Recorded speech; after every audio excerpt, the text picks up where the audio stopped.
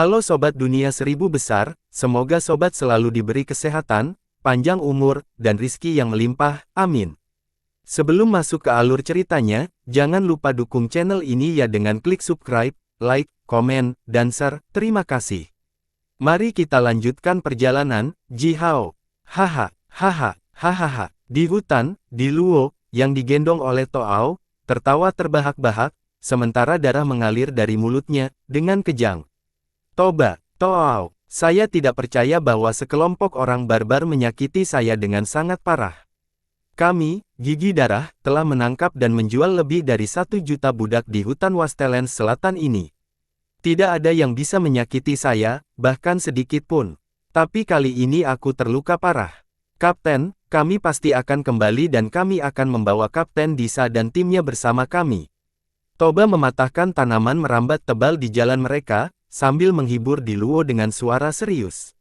Di Luo terus tertawa terbahak-bahak untuk sementara waktu, setelah itu dia menggertakkan giginya dan mulai mengutuk Ji Hao dengan kejam. Berhenti, perintah Di Luo tiba-tiba. Toba, Toao dan puluhan prajurit, yang berjalan di belakang mereka, segera berhenti. Toao meletakkan Di Luo dengan hati-hati. Di Luo mengerutkan kening dan memusatkan pandangannya pada gelang cian selebar 5 jari di pergelangan tangan kirinya. Cahaya cian redup melintas melalui gelang dan jubah sutra yang indah muncul di tangan Di Luo. Puluhan mil jauhnya, gagak mata-mata Ji Hao bersembunyi di balik cabang dan mengawasi mereka. Ketika gagak mata-mata melihat gelang itu, pupil matanya langsung menyusut. Di lembah aliran dingin, Ji Hao mengendalikan mata-mata gagak dengan kekuatan sihirnya. Ketika dia menerima penglihatan dari mata-mata gagak, dia menggertakkan giginya dan jantungnya mulai berdetak lebih cepat. Gelang spasial yang legendaris. Di kehidupan saya sebelumnya, gelang spasial adalah harta karun yang berharga, hanya ada dalam legenda. Bahkan dalam kehidupan ini, yang dipenuhi dengan sihir, tampaknya langka, karena tidak ada seorang pun, bahkan Magus Reis tetua yang paling berpengetahuan di klan Gagak Api, yang menyebutkannya, bahkan tidak sekali. Apakah pria di Luo ini benar-benar memiliki gelang spasial dari legenda? Seru Ji Hao di kepalanya. Jantungnya berdebar kencang di dadanya, pembuluh darah di dahinya membentuk garis-garis gelap yang terlihat dan darahnya mendidih karena kegembiraan. Dia memiliki keinginan kuat untuk menaiki Tuan Gagak dan segera mengejar Di Luo. Dia ingin membunuhnya dan merebut gelang spasialnya. Tapi dia segera meninggalkan pikiran itu. Lembah aliran dingin adalah kekacauan besar saat ini. King Fu sibuk menyembuhkan para prajurit yang terluka, keringat menetes dari wajahnya. Jixia memimpin Ji Bao, King Ying dan prajurit lainnya, dalam pengejaran prajurit Savage, yang melarikan diri ke segala arah. Itu terlihat mirip dengan mengejar sekelompok ayam. Jixia telah bersumpah pada jiwa leluhurnya bahwa dia akan membiarkan Di Luo dan bawahannya pergi tanpa cedera, jadi tidak mungkin dia akan mengingkari janjinya.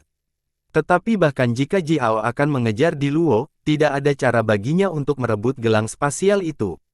Tidak peduli seberapa menarik gelang itu terlihat, dia tidak memiliki kekuatan yang cukup untuk berurusan dengan Di Luo dan bawahannya. Bahkan jika Tuan Crow membantunya, itu tetap tidak akan cukup. Gagak mata-mata itu sedikit menggelengkan kepalanya, pupil matanya bersinar samar. Di Luo mengutuk tanpa henti dengan suara rendah. Dia mengeluarkan kelabang logam hitam sepanjang 2 kaki dari gelangnya, menjatuhkannya ke tanah dan menggumamkan mantra. Satu persatu, serangkaian simbol mantra mulai bersinar di kelabang. Di bawah pengaruh mantra, tubuh kelabang mulai mengembang. Dengan cepat, dalam rentang beberapa napas, kelabang logam raksasa sepanjang lebih dari 300 kaki muncul di depan Di Luo dan orang-orangnya. Di Luo melambaikan tangannya diam-diam dan melompat ke punggung kelabang, diikuti oleh Toba, Toao, dan puluhan prajurit lainnya. Di bawah kendali Di Luo, kelabang itu melangkah cepat melalui hutan, sambil membawa Di Luo dan bawahannya, dengan cepat meninggalkan lembah sungai dingin. Sekitar 7 menit kemudian, kelabang logam itu sudah menempuh jarak 20 mil. Ia merangkak, melalui tebing, ke lembah sungai, di mana ia diam-diam berbaring di pantai tepi sungai. Gagak mata-mata terbang melintasi lembah sungai dan mendarat dengan anggun di dahan pohon kecil, di depan sungai. Mata merah darahnya tertuju pada kelabang. Mendesah. Kembali ke lembah sungai dingin, Ji Hao sedang duduk di depan sebuah gua, menyeka keringat di dahi ini dan menghela nafas, merasa lega. Untungnya, Di Luo dan orang-orangnya tidak melangkah terlalu jauh. Dengan kekuatannya saat ini, jangkauan maksimum yang bisa dia kendalikan mata-mata, adalah 20 mil. Jika Di Luo akan bergerak sedikit lebih jauh, maka Jiao tidak akan memiliki kemampuan untuk mengamati aktivitas mereka, melalui mata-mata gagak. Setelah menerima pandangan baru melalui gagak mata-mata, tubuhnya bergetar tanpa sadar. Bajingan sialan, Jimu, Ji Xiao, kamu mengeroyok dengan orang luar dan mencoba membunuh anggota klanmu sendiri. Di lembah sungai, puluhan prajurit klan gagak api yang kokoh diam-diam berdiri di pantai, menatap dingin ke arah Di Luo dan orang-orangnya, yang semuanya terluka dan tampak acak-acakan. Berdiri di depan prajurit klan gagak api adalah Ji Xiao, ayah dari Ji Hu, anak yang dibunuh oleh Ji Hao 2 bulan lalu. Dia adalah senior magus yang cukup berpengaruh di antara para prajurit tanah suci dari klan gagak api. Berdiri di samping Ji Xiao adalah saudara laki-laki Jisoo, Jimu, yang telah melemparkan batu pertama ke Ji Xia untuk posisi pemimpin, sebelum upacara pemujaan leluhur. Dia juga seorang penyihir senior yang kuat. Ji Xiao menatap Di Luo dan orang-orangnya, menggertakkan giginya, dan berkata, Jimu, apakah ini teman lama yang kamu bicarakan? Bukankah kamu mengatakan bahwa mereka akan membalas dendam anakku? Apakah ini lelucon? Lihat mereka, mereka seperti sekelompok tikus yang tenggelam. Ji Xiao menghentakkan kakinya dengan keras dan berteriak, aku memberi mereka emas dan batu giok dalam jumlah besar, dan mereka kembali seperti ini. Murid Jimu bersinar dengan cahaya menyimpang, dia menepuk bahu Ji Xiao dan membuka tangannya, berjalan menuju Di Luo. Di Luo, saudaraku, teman lamaku, sepertinya serangannya tidak berjalan dengan baik. Kupikir kamu telah memberikan janjimu bahwa kamu akan menyerang lembah sungai dingin. Di Luo tidak membalas pelukan yang diberikan Jimu. Sebaliknya, dia melangkah mundur dengan wajah penuh jijik, dan berteriak kasar, ini semua salahmu. Anda memberi kami informasi yang salah. Toba dan Toao lebih dari mampu mengalahkan ketiga orang itu, yang baru-baru ini menjadi penyihir senior. Satu-satunya rintangan adalah Ji Xia dan King Fu, yang menurutmu terluka parah dan telah kehilangan kekuatan mereka. Tidak hanya itu tidak benar, kamu bahkan tidak pernah menyebutkan bahwa kecil itu sudah membuat kesepakatan dengan gagak api raksasa. Di Luo terengah-engah dan melanjutkan. Di Luo memelototi Jimu dengan dua matanya yang tersisa dan berkata dengan gigi menggertakkan, aku bisa saja menginvasi lembah sungai dingin, membunuh musuhmu, dan menghasilkan banyak uang untuk diriku sendiri pada saat yang sama. Tetapi karena informasi Anda yang salah, kami meremehkan kekuatan mereka dan saya kehilangan 3 jari dan 1 mata. Anda harus memberi saya kompensasi yang sesuai. Jimu, aku ingin 10 kali lipat dari pembayaran di muka, atau aku akan memberitahumu betapa mengerikannya gigi darah kita. Di Luo menunjuk ke arah Jimu dan berteriak. Mata Jimu menatapnya, wajahnya yang kasar sepertinya membeku.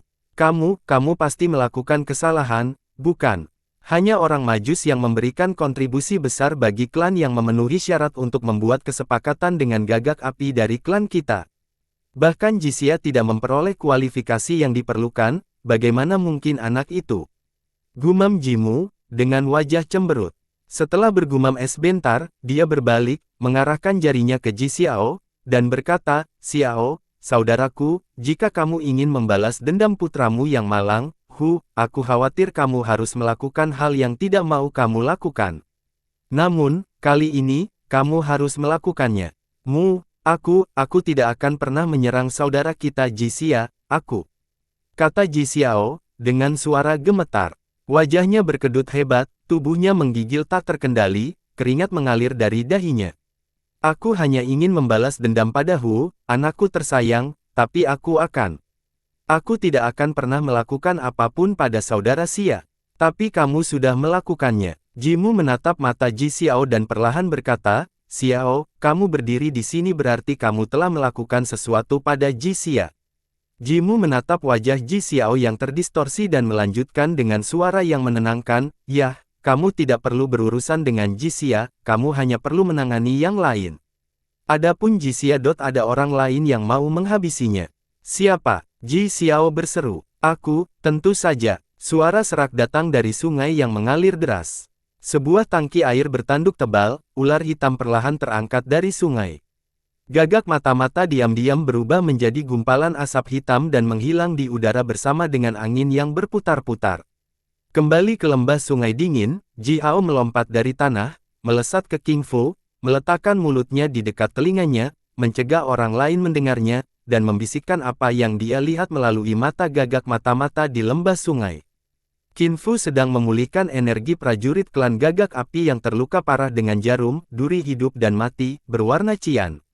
Ketika dia mendengar apa yang terjadi di lembah sungai, dia berhenti menyembuhkan dan perlahan berdiri, sambil memijat pinggangnya. Matanya berkilauan dengan cahaya dingin yang dalam. "Hao, ambil abamu, kami memiliki beberapa pekerjaan yang harus dilakukan," kata King Fu. Matahari perlahan bergerak melintasi langit dan tenggelam, di belakang perbukitan di barat. Langit dihiasi oleh bintang-bintang kecil yang tak terhitung jumlahnya.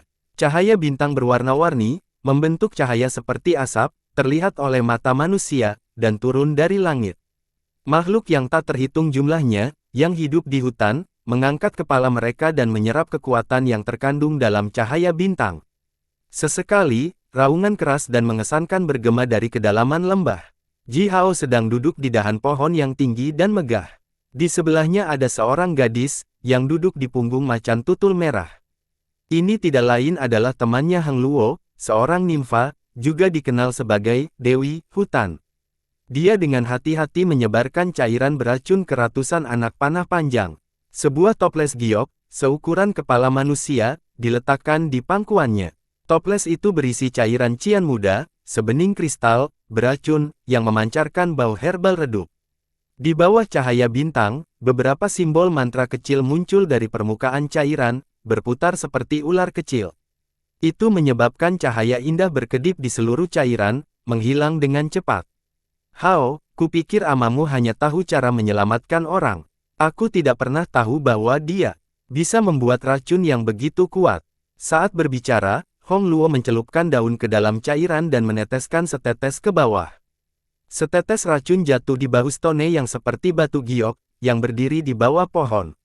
Racun itu membakar lubang di bahunya, sambil mengeluarkan asap samar cian, seketika. "Minuman keras," geram Stone kesal. Dia menekan tangannya yang terbuat dari batu ke sebuah batu besar, yang hancur menjadi debu. Selanjutnya, dia menekannya kembali di bahunya yang rusak. Lubang, yang dibuat oleh tetesan racun, sembuh seketika, tanpa meninggalkan goresan. Trimen mengangkat kepalanya yang besar, sementara suara gemerisik terdengar dari belalainya. Sepertinya dia mencoba mengatakan sesuatu, tetapi tidak ada yang bisa memahaminya. Akhirnya salah satu cabangnya menekuk, tanpa patah, dan dicelupkan ke dalam toples. Cabang itu mengandung setetes racun dan bergerak menuju lubang besar di pohon, yang pada dasarnya berfungsi sebagai mulut Trimen. Untaian asap hitam, bersama dengan suara mendesis naik dari dalam mulut Trimen. Dia mulai gemetar kesakitan dan beberapa daun yang tergantung di cabangnya, terkulai. Dia melirik toples itu, matanya dipenuhi dengan rasa hormat, dan bergumam, "King Fu, ahli magis, wanita, menakutkan." Tiba-tiba cabang dan daun di atas Ji Hao mulai bergetar. Seekor kera berotot setinggi hampir 30 kaki, melompat turun dengan keras. Seluruh tubuhnya ditutupi dengan bulu hitam dan di tangannya dia memegang tongkat kayu besar. Kera itu menunjuk ke arah Ji Hao, menyeringai dan bergumam, "Hao, nak. Minuman keras. Saya kuat. Saya ingin minuman keras batu ganda. Hao, aku tidak akan menjadi gila mabuk kali ini, kamu harus memberiku lebih banyak." Mark Crow diam-diam mendarat di bahu Ji Hao dan berkokok lembut. Ji Hao melambaikan tangannya dan berkata dengan nada tegas, "Tentu saja, selama kalian membantuku menyingkirkan musuhku, aku akan menyediakan minuman keras dan daging panggang terbaik, sebanyak yang kamu mau." "Mark Crow, terima kasih." Dia kemudian menepuk Mark Crow dan berkata dengan suara rendah, "Tuan Crow telah menghabiskan sepanjang hari bepergian melintasi hutan, membawa teman-teman non-manusia Ji Hao yang kuat kepadanya. Heng Luo, Stone, dan Trimen, semuanya adalah makhluk yang kuat, bahkan lebih kuat dari magi senior biasa seperti Ji Ying dan Ji Lang. Jika mereka tidak memiliki kekuatan sebanyak itu, tidak mungkin bagi mereka untuk mengalahkan Jiang Yao dengan begitu keras beberapa bulan yang lalu. Adapun kera hitam itu, dia adalah yang paling kuat di antara teman-teman Ji Hao. Bahkan jika Hang Luo, Trimen, dan Stone menggabungkan kekuatan mereka, mereka tidak bisa menyaingi kera hitam. Itu adalah malam yang gelap gulita. Di dekat pintu masuk lembah sungai dingin, 3 kepala binatang buas yang berlumuran darah ditempatkan sejajar di atas altar batu giok. Di masing-masing kepala pisau kayu cian telah tertancap. King Fu berdiri di depan altar, dengan 10 jarinya berdarah. Dia menggambar serangkaian simbol mantra aneh, menggunakan darahnya sendiri dan membisikkan mantra misterius. Wajahnya yang cantik diselimuti oleh kabut putih yang aneh, samar, dan samar. Kabut naik dan turun di sekitar tubuhnya, mengaburkan siluet rampingnya. Itu membuatnya terlihat seperti hantu, yang ada di dunia ini dan dunia lain, misterius namun menyeramkan. Angin puyuh kecil dan abu-abu datang dari segala arah, berputar-putar ke arah lembah. Mengikuti bisikan King Fu, sekitar 7 menit kemudian, ribuan angin puyuh abu-abu, dalam berbagai ukuran, muncul dari hutan. Mereka berputar-putar di sekitar altar, menyebabkan udara membeku. Segera, lapisan tipis es muncul di permukaan Cold Stream, bahkan membekukan tanaman di dekatnya. Ji Hao menatap King Fu, sambil menggosok ekor halus macan tutul merah, dan berkata, "Hei gadis jahat, bukankah kamu baru saja mengatakan bahwa kamu tidak tahu amaku bisa membuat racun yang begitu kuat? Bahkan aku tidak tahu amaku begitu pandai dalam sihir roh mistis ini." Bang! Bersamaan dengan ledakan, api hijau besar menyembur keluar dari telinga, mata, hidung dan mulut, dari ketiga kepala binatang di altar, secara bersamaan. Api hijau tumbuh semakin besar, perlahan membentuk wajah ganas. Suara lembut namun menyeramkan datang dari hutan, setelah itu kabut tebal melonjak keluar dari hutan dan mengalir melalui tanaman seperti air. Beberapa sosok aneh muncul dari kabut, mereka membuka mulut lebar-lebar ke arah langit dan menelan kekuatan cahaya bintang. Setiap rambut di tubuh Ji Hao berdiri tegak. Dia menatap tercengang pada makhluk yang luar biasa misterius dan tidak bisa mengucapkan sepatah kata pun. Magus Reis klan gagak api biasanya tidak tahu banyak tentang bagaimana berkomunikasi dengan makhluk misterius di hutan itu. Mereka malah menguasai semua jenis sihir yang berbeda, yang secara langsung dapat menyebabkan kerugian besar bagi musuh. Meskipun Ji Hao telah mempelajari sihir Magus Reis sejak dia masih kecil, dia belum pernah melihat yang seperti ini. Hantu hutan dan para dewa dan hantu pegunungan, sungai, gua, dan rawa-rawa, tolong terima hadiah saya, tolong tanggapi permintaan saya. King Fu membisikkan mantra itu dan mulai menari di ritme aneh di sekitar altar. Ji Hao merasa seperti ada ribuan sosok tak terlihat yang menari bersama ibunya. Hembusan angin kecil bertiup dari bawah setiap daun dan rerumputan. Ji Xia tiba dan berjalan menuju altar dengan wajah muram. Di belakangnya, ada ribuan prajurit Savage, yang ditangkap oleh Ji Xia dan bawahannya, pada siang hari. Masing-masing dari mereka telah meminum obat King Fu, kehilangan kesadaran, dan mengikuti Ji Xia seperti mayat berjalan. Kami menawarkan kehidupan ini kepada Anda, para dewa dan hantu di hutan ini, kata King Fu. Dia kemudian mengeluarkan pisau kayu cian dan melambaikannya ke udara. Ji Xia mengeluarkan kapak dan mengayunkannya ke arah prajurit Savage itu. Saat berikutnya, puluhan kepala manusia dikirim terbang tinggi ke udara, darah menyembur dan menutupi langit malam. Semua angin puyuh abu-abu, yang berputar-putar di sekitar altar, bergegas dan menguras darah. Tubuh Savage itu menyusut dengan cepat, berubah menjadi abu dalam rentang beberapa napas dan tertiup angin. Dalam beberapa napas, ribuan Savage Warriors semuanya terkuras dan berubah menjadi abu, bahkan tidak meninggalkan jejak darah. Tiba-tiba, Ji Hao mengeluarkan peluit tajam dan melambaikan tangannya ke arah King Fu dan Ji Xia. Aba, Ama, aku melihat mereka. Lampu merah melintas di pupil Ji Hao.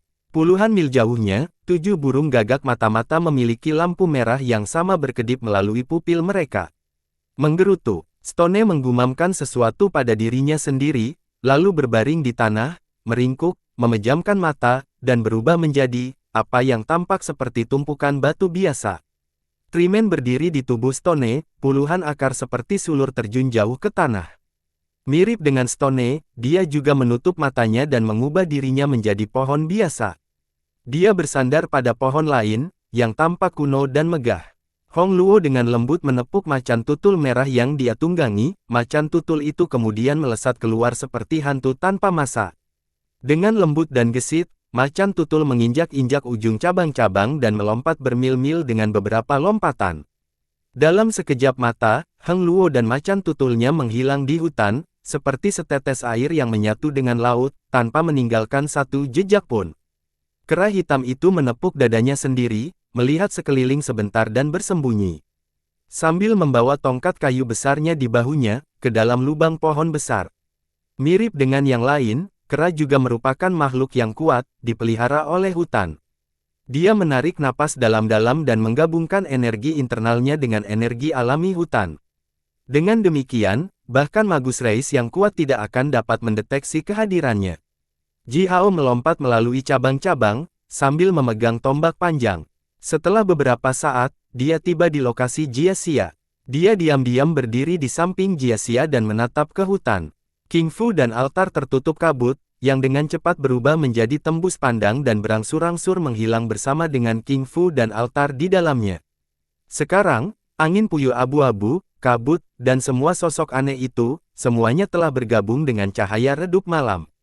Hutan menjadi sunyi, menyebarkan suasana yang tenang namun sangat aneh.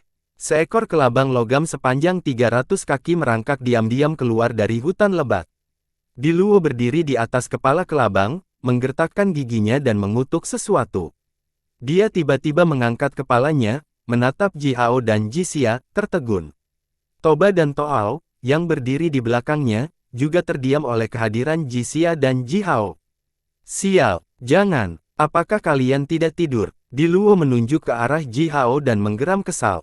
Di belakang mereka, puluhan prajurit Blood Fang menyelinap keluar dari hutan. Jelas, mereka sedang dalam perjalanan untuk menyergap pasukan Jia Xia pada malam hari. Tanpa ragu, mereka semua juga tercengang ketika melihat Ji Xia dan Ji Hao. Ini jelas bukan seperti yang direncanakan. Menurut rencana di Luo, prajurit Blood Fang yang terlatih ini akan menyergap penjaga gagak api di pintu masuk lembah.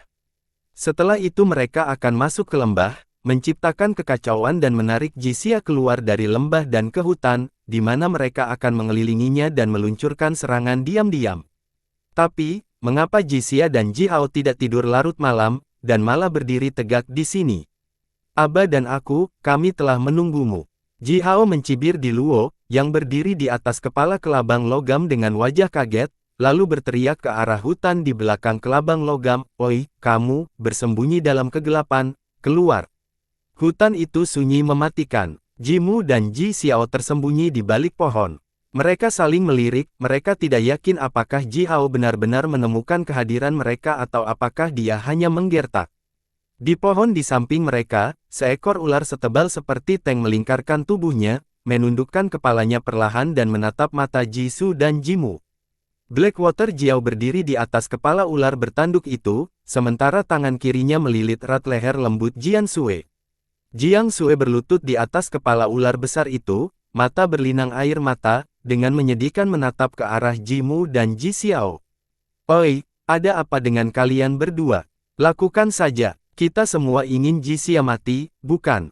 Jiao memandang Ji Xiao dan tertawa mengejek, dan melanjutkan, "Begitu Ji Xia meninggal, tidak ada seorang pun di klan yang bisa menjadi ancaman bagimu.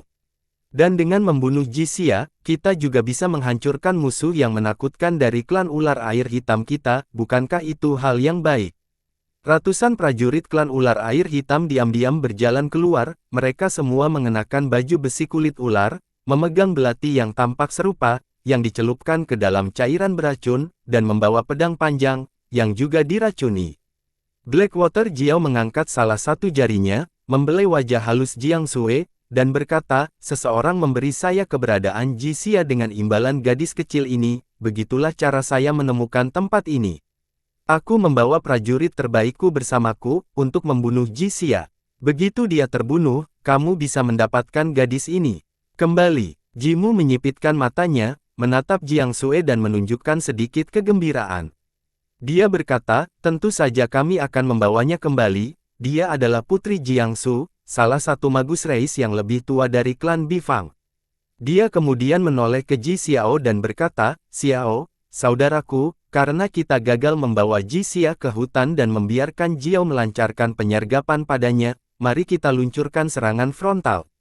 Ular bertanduk tebal itu melepaskan diri dari pohon dan merayap keluar dari hutan, secepat kilat hitam.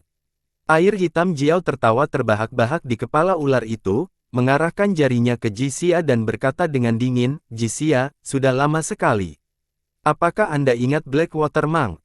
Pria yang kamu bunuh, itu adalah kakak laki-laki saya. Aku datang ke sini untuk membalaskan dendamnya." Mang air hitam. Ji Xia mengendus dengan cemoohan, menggelengkan kepalanya, lalu berkata, "Aku membantai terlalu banyak ular kejimu, tidak mungkin untuk mengingat masing-masing dari mereka. Apakah klan ular air hitammu harus begitu tidak tahu malu dan mengeroyok dengan monster-monster ini? Apakah Anda tahu, berapa banyak anggota klan kami yang telah mereka tangkap dan jual? Tidak hanya dari klan gagak api kami, tetapi juga dari klan Anda, dan klan anak Anda. Mereka telah mengambil saudara, saudari, dan teman-teman kita dari kita." Ji Xia berteriak kepada Blackwater Jiao, sambil menunjuk jarinya ke Di Luo. Jiao tertawa marah, lalu menjawab, "Tentu saja saya tahu. Memang, mereka adalah musuh dari seluruh Southwest Talent. Tapi, selama aku bisa membunuhmu, apa masalahnya bekerja dengan monster? Ingat, aku adalah saudara sedarah Blackwater Mang. Ngomong-ngomong, Ji Xia, ayahmu terbunuh oleh penyergapan kami." Ular bertanduk itu membuka mulutnya yang besar dan memuntahkan sehelai kabut hitam. Segala sesuatu di jalur kabut hitam membeku seketika. Lapisan es tebal menutupi tanah dan batu-batu besar hancur karena membeku.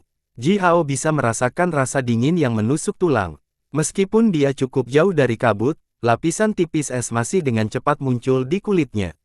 Pada saat yang sama ular itu memuntahkan kabut, Jiao mencabut pedang panjang dan mengarahkan ujung pedang ke Ji Xia.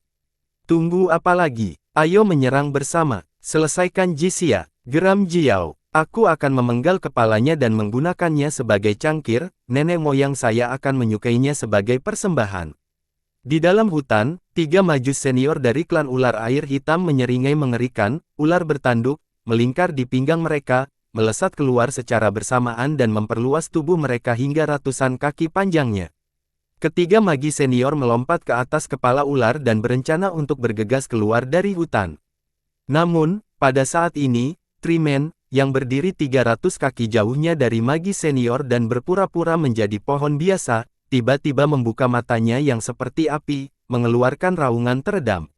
Tanaman merambat setebal kepalan tangan yang tak terhitung jumlahnya melesat ke arah para majus senior dan ular mereka, mencambuk dan menabrak tubuh mereka. 3 magi senior dikirim terbang, mereka semua berteriak kesakitan. Trimen tidak berhenti menyerang, tanaman merambat yang tak terhitung jumlahnya menghantam tubuh mereka seperti badai dan memecah baju besi kulit ular mereka. Jimu bereaksi sangat cepat, dia terbang ke Trimen segera setelah Trimen bergerak, mengeluarkan kapak berat dan memotong ke arah Trimen. Namun, tanah di bawah kaki Trimen tiba-tiba meledak, lengan putih besar terdorong keluar dari tanah dan dengan keras menghantam dada Jimu. Jimu dikirim terbang mundur berputar-putar, menghancurkan 2 pohon sebelum akhirnya jatuh ke hutan. Ji Xiao menggeram, setengah terkejut dan setengah ketakutan, dia terlempar ke dalam kebingungan dan tidak tahu harus berbuat apa. Sebelum Ji Xiao bisa mengambil keputusan, ratusan titik cahaya muncul dari langit malam, bersama dengan suara gemerisik, di mana ratusan panah beracun, yang terbang menuju hutan. Aroma herbal samar, yang dipancarkan dari mata panah, sangat memabukkan. Panah-panah itu ditembakkan oleh Heng Luo dari jarak ratusan mil. Bersama dengan panah terbang itu, hutan mulai bergerak. Semua tanaman tampaknya telah membangkitkan hati nurani. Mereka mengguncang cabang-cabang mereka untuk membingungkan para prajurit yang bersembunyi di hutan. Bayangan cabang-cabang telah benar-benar bergabung dengan bayangan panah, dan bahkan senior magi yang kuat tidak bisa mengetahui arah dari mana panah itu akan datang. Sial! Diikuti oleh wis ringan, seorang prajurit klan ular air hitam berteriak. Sebuah panah melintas di wajahnya, meninggalkan luka kecil di atasnya. Namun, saat berikutnya, potongan kecil setebal rambut ini tiba-tiba membesar, dan meluas menjadi potongan selebar telapak tangan. Darah hitam seperti nanah menyembur keluar dari tebasan, kulit dan daging di wajahnya dengan cepat membusuk. Prajurit ini langsung mulai meratap dan berteriak. Dia mencoba menggaruk wajahnya sendiri, tetapi tangannya segera berkarat, dia menyaksikan jari-jarinya sendiri berubah menjadi tetesan darah hitam dan menetes ke tanah, bahkan tulangnya benar-benar terkorosi. Gelombang besar tangisan dan jeritan meledak dari kerumunan prajurit klan ular air hitam, yang bersembunyi di hutan gelap dan menunggu perintah melancarkan serangan. Para prajurit ini jatuh ke tanah satu demi satu, dan tubuh mereka meleleh dengan cepat menjadi genangan darah hitam. 3 ular besar bertanduk melesat dengan gelisah, terus mendesis, dengan lidah hitam berbentuk garpu mereka menggantung. Beberapa dari prajurit ini terkena panah di bagian vital mereka, sedangkan sebagian besar hanya tergores wajah atau jari mereka. Namun, racun yang dibuat oleh King Fu terlalu kuat. Dalam rentang beberapa napas, racun itu merenggut nyawa para prajurit melalui goresan. Lebih dari 100 baju besi kulit ular dibiarkan tergeletak di tanah, basah kuyup dalam darah seperti nanah hitam, terkorosi oleh racun dalam darah, dan mengeluarkan suara mendesis. Tidak tahu malu, bastard, beraninya kamu menusuk kami di B. Teriak seorang penyihir senior, yang dikirim terbang di udara oleh cabang Trimen. Namun, begitu pria malang itu membuka mulutnya, pohon anggur tebal masuk ke dalam mulutnya dan mematahkan semua giginya, hampir mencapai perutnya melalui tenggorokannya. Penyihir senior lainnya, yang juga dipukuli keras oleh Trimen sebelumnya, berteriak. Ular bertanduk segera berhenti melarikan diri, berbalik dan menerkam Trimen, dengan rahang terbuka lebar. Dari jarak yang cukup jauh, ketiga ular bertanduk itu menembakkan sejumlah besar racun ke arah Trimen. 2 mata hijau seperti api Trimen berkilauan. Dia membuka mulutnya yang seperti lubang pohon dan meniup kabut tebal dan dingin ke arah ular. Pada saat yang sama, tanaman di sekitarnya mulai menggeliat dengan gila, daun dan cabang-cabang kecil ditembakkan ke arah ular-ular itu. Trimen mengabaikan racun ular-ular itu. Dia adalah pohon kuno, untuk memulainya, yang berarti bahwa tidak ada ular berbisa atau racun berbisa di hutan ini yang bisa menyakitinya.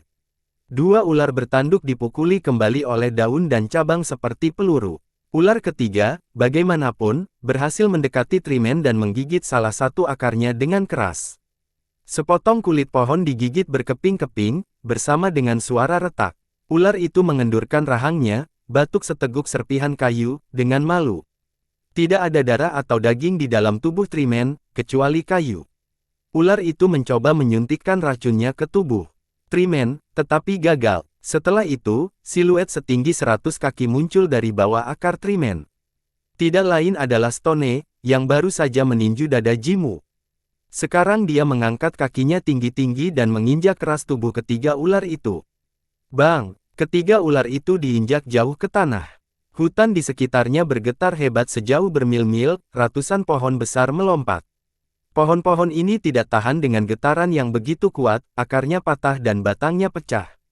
Ketika Stone menarik kakinya lagi, kawah yang dalam tertinggal di tanah.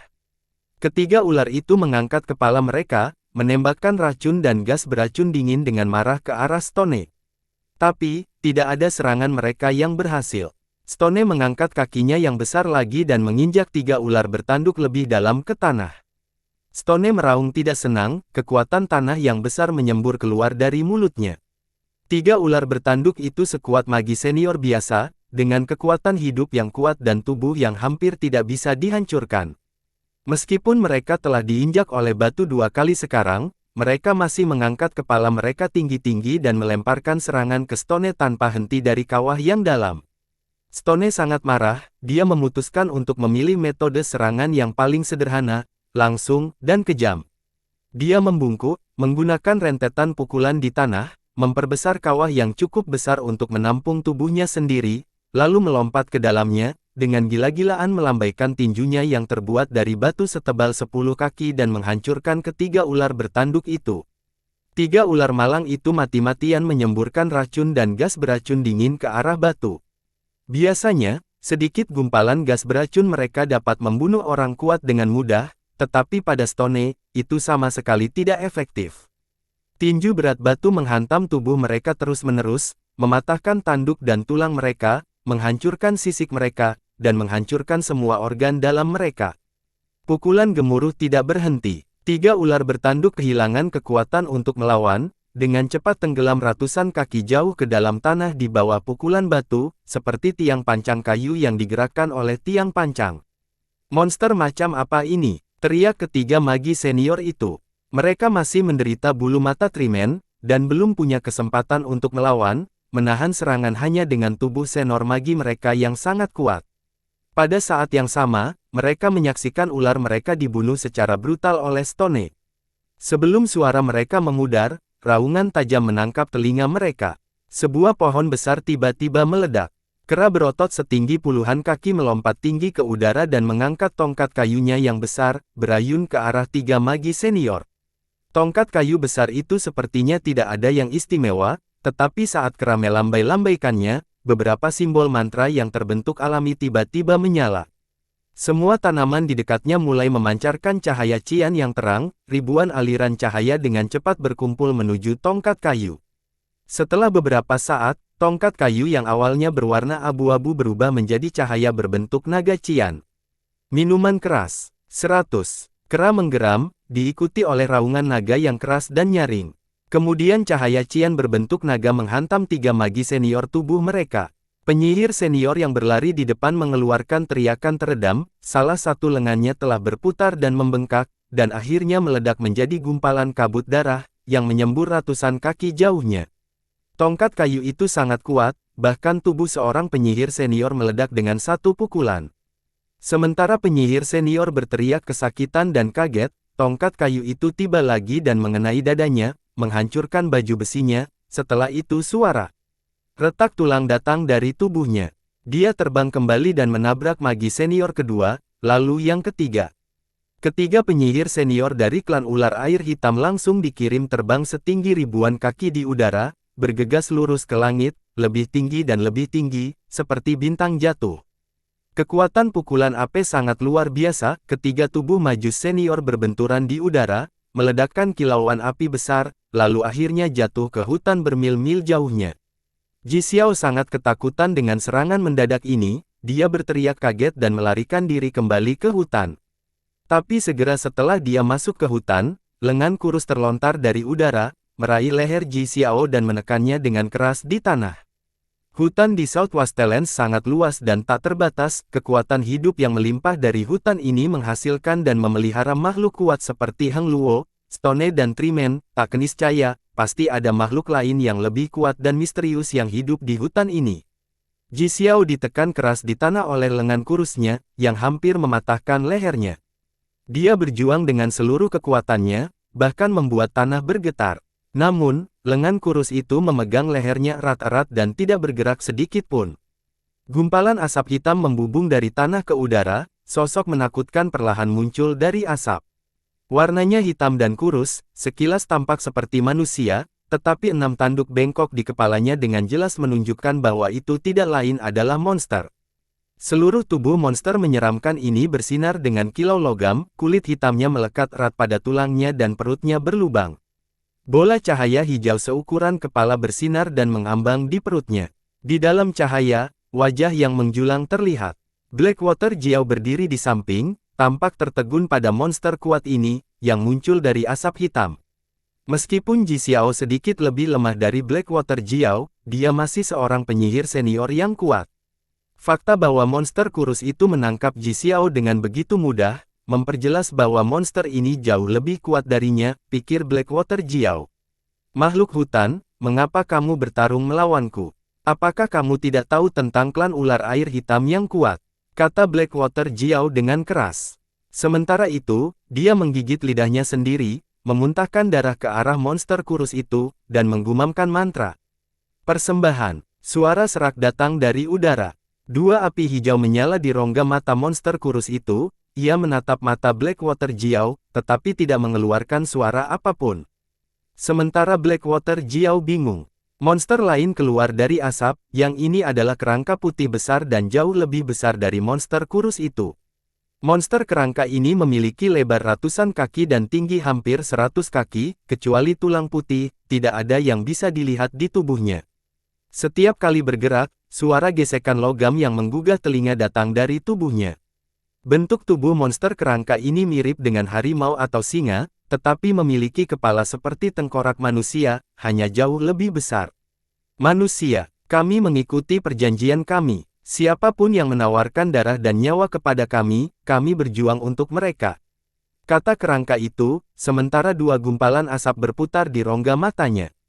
Sementara kerangka itu berbicara, kadal hantu seperti kabut berwarna-warni dengan cepat merangkak keluar dari tubuh kerangka dan berdiri di atas kepalanya, mendesis ke ular bertanduk yang melingkar di sebelah kaki Blackwater Jiao. Ular bertanduk itu mengangkat kepalanya dan mendesis kembali pada kadal hantu, dengan lidah hitam berbentuk garpu sepanjang 10 kaki melesat keluar dari waktu ke waktu. Prajurit dari klan ular air hitam. Bunuh Jisia, bunuh musuh kita, teriak Blackwater Jiao. Dia fokus pada Jisia sepanjang waktu, jadi tidak tahu tentang apa yang terjadi di hutan. Dia tiba-tiba sepertinya menyadari sesuatu ketika dia melihat dua monster dan kadal hantu, langsung berteriak dan memberikan perintah serangan. Di Luo, Toba dan Toao, yang tertegun dan berdiri di atas kepala kelabang logam, tiba-tiba terkena suara Blackwater Jiao dan menyadari bahwa mereka masih dalam misi. Di Luo berteriak menusuk telinga, sambil mengarahkan jarinya ke Jisia. Diikuti oleh teriakan Di Luo, Toba dan Toao mengangkat senjata mereka di udara, dan bergegas menuju Jisia dengan kecepatan kilat. Mereka bergerak begitu cepat sehingga tubuh mereka mengiris udara dan meninggalkan deretan bayangan di belakang mereka. Hanya ada puluhan prajurit Bloodfang yang tersisa berlari di belakang mereka. Namun, ketika menghadapi mereka, Ji Hao merasa seperti pasukan besar datang ke arah Jisia dan dirinya sendiri. Ji Hao mengepalkan tombaknya, sementara dia menatap Toba dan Toao dengan gugup. Jisia menekan tangannya di bahu Ji Hao dan berkata sambil tersenyum, "Tahan. Percayalah pada ama Anda, Hao, amamu adalah wanita yang cukup baik, tapi, begitu dia benar-benar marah, bahkan aku takut padanya." Awan kabut abu-abu menyembur keluar dari hutan, seolah-olah membuktikan apa yang baru saja dikatakan Jisia, dan menyelimuti hutan dalam radius 10 mil. Gerakan Toba dan Toao menjadi kacau seolah-olah mereka mabuk. Mereka hanya berjarak ratusan kaki dari Jisia dan Ji Hao, mereka bisa saja bergegas ke Jisia dan Ji Hao dalam rentang beberapa napas. Tapi, setelah kabut abu-abu muncul, mereka mulai merasa seperti sedang berlari di jalan yang tak berujung. Toba dan Toao berlari dengan kecepatan tertinggi mereka untuk beberapa saat, tetapi masih berjarak ratusan kaki dari Jisia dan Ji Hao, yang sepertinya tidak bergerak sama sekali. Pada saat ini, sosok samar dan bengkok yang tak terhitung jumlahnya mulai muncul dari kabut. Masing-masing dari mereka memberikan getaran jahat yang tak tertandingi. Wajah mereka kabur, tidak ada yang bisa melihat dengan jelas seperti apa penampilan mereka, tapi semua prajurit dalam kabut itu memiliki perasaan aneh. Makhluk-makhluk menakutkan dengan mata besar yang melebar ini, menatap mereka dalam hal yang sama seperti serigala menatap mangsanya. Beberapa angin puyuh terbentuk di kabut, menarik puluhan prajurit Bloodfang ke dalam. Beberapa saat kemudian, angin puyuh mereda dan puluhan baju besi dan senjata dibiarkan tergeletak di tanah. Para prajurit itu semua pergi, tanpa meninggalkan sehelai rambut pun. Di Luo tercengang oleh apa yang terjadi pada prajuritnya. Dia melemparkan beberapa hembusan pisau angin dari matanya yang tegak, pisau angin berputar-putar di sekitar tubuhnya dan dengan kuat melindunginya di intinya. Namun, menghadapi kabut abu-abu dan makhluk menakutkan yang luar biasa misterius itu, dia bingung apa yang harus dilakukan. Sihir Magus Pries. Apakah ini yang dilakukan para Magus Pries itu? Gumam Di Luo dengan gigi menggertak-tik, matanya menunjukkan kemarahan dan kebingungan. "Kakek, kamu di mana? Monster dan hantu hutan ini, saya tidak bisa berurusan dengan mereka, kamu di mana?